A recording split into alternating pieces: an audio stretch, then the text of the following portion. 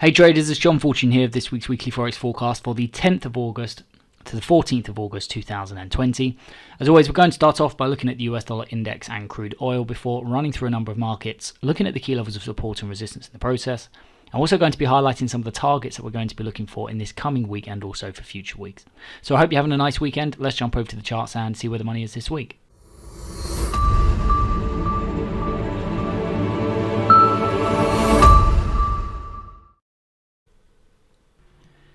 As always, we're going to start off by looking at the US dollar index. Now, we've had a big sell-off over recent weeks in the dollar index, and we have been trading this to the downside or short dollar pairs as a preference.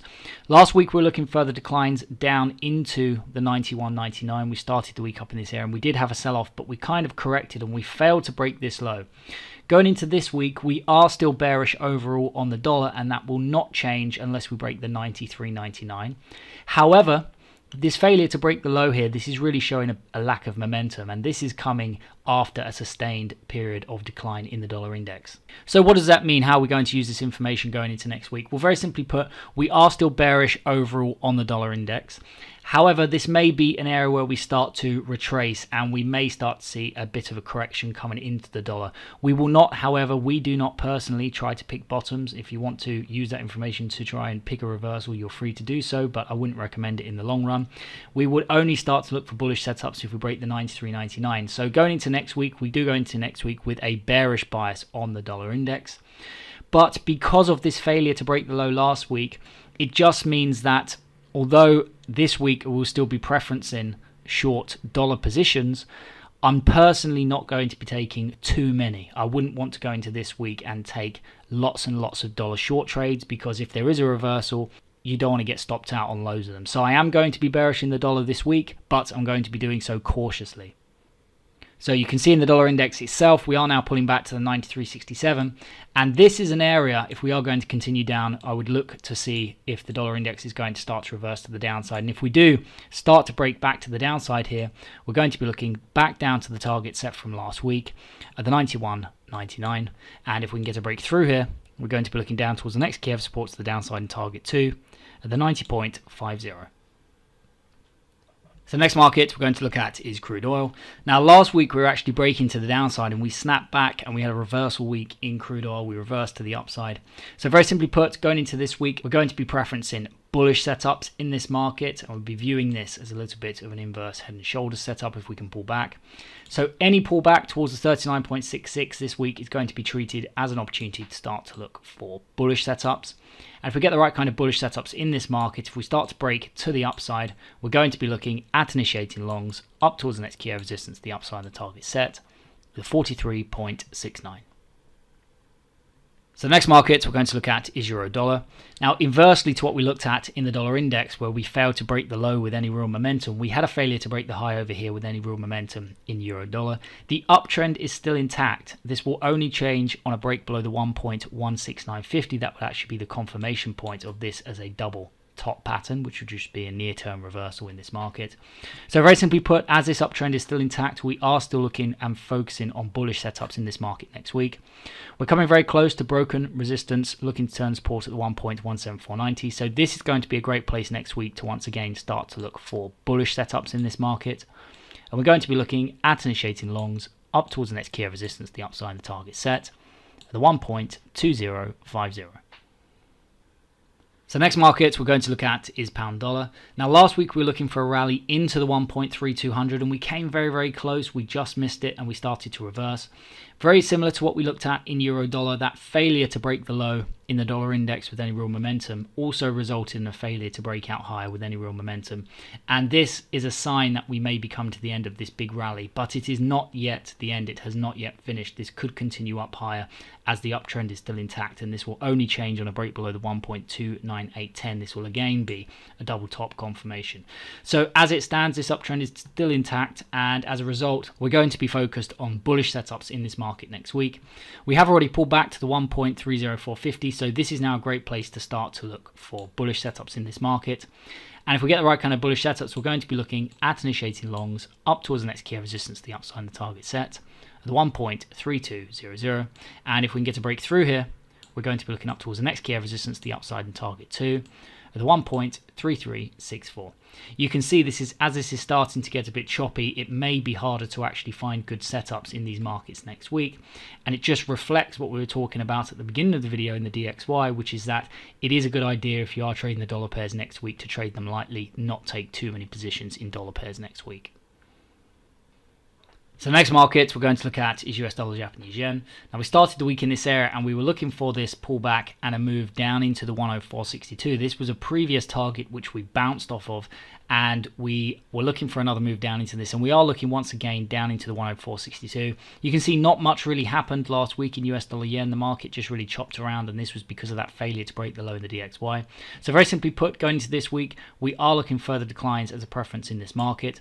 Any break to the downside here is going to be viewed next week as an opportunity to start to look for bearish setups. And we're going to be looking at initiating shorts down towards the next key of support to the downside of the target set at the 104.62.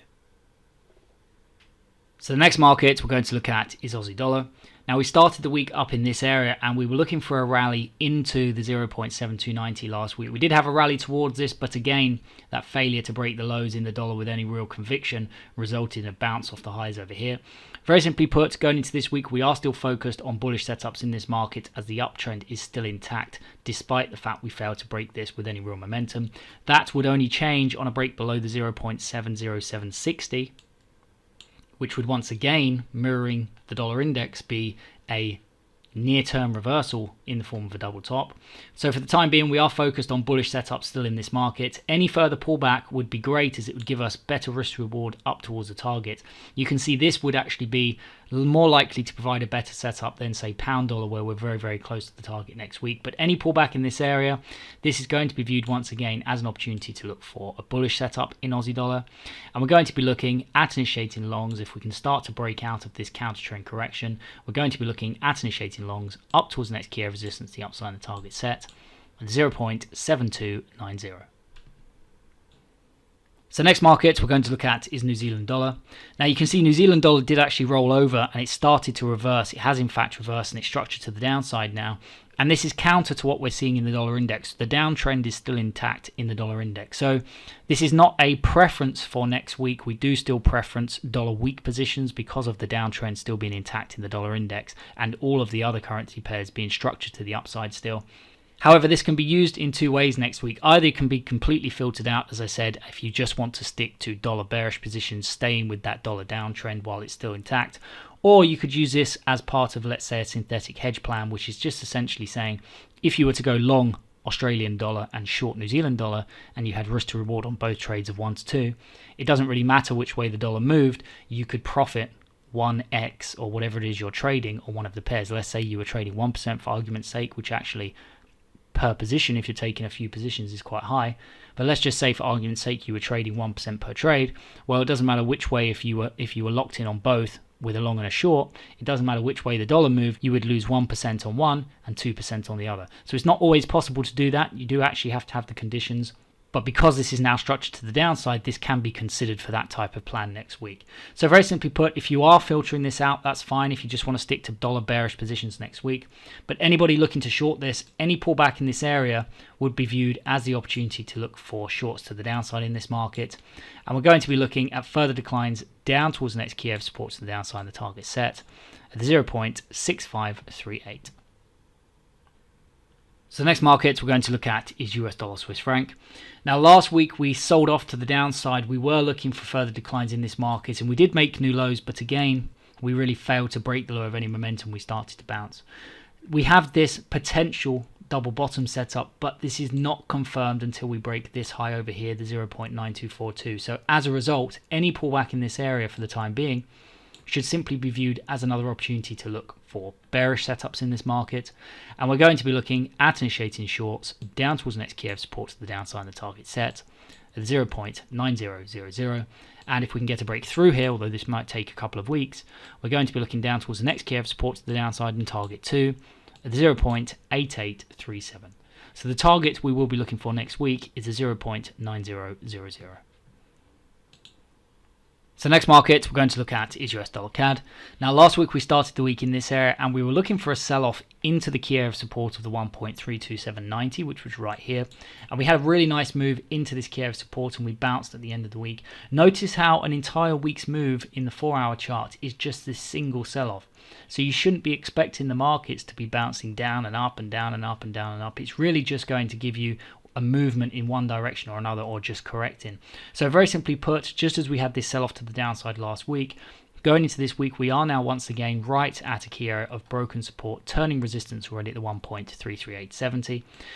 This is now a great place to start to look for bearish setups, and if we start to break to the downside, we're going to be looking at initiating shorts once again in US dollar CAD, down towards the next key area of support to the downside of the target set, and the 1.3203. And last but not least, we have gold. Now in gold, you can see we've had a big rally to the upside. We have been looking for long positions in gold for the last few weeks, and we started to pull back last week, which is great. It gives us another opportunity to start to look for buying opportunities in this market. We are now making our way back towards the 197,964, which is actually the key area of resistance over here. This is actually an ascending triangle which it broke out of, and it's looking to potentially come back and retest this. So any pullback in this area next week in gold is only going to be viewed as an opportunity to look for bullish setups, and we're going to be looking at initiating longs up towards the next key area of resistance, the upside of the target set at the 210438.